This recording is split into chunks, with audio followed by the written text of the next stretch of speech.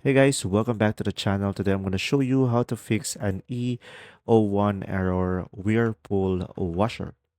So, first one, the error code E01 indicates a door lock issue.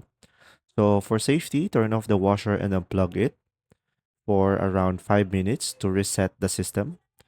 Now, just simply open and firmly close the washer door.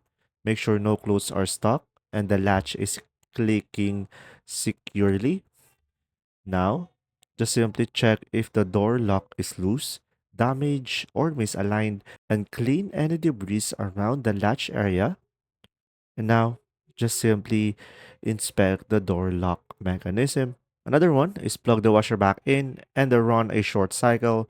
And if the door locks properly, the error should be clear. Now, if the issue persists, just simply contact a Whirlpool support or a certified technician to fix the issue. There you go. See ya.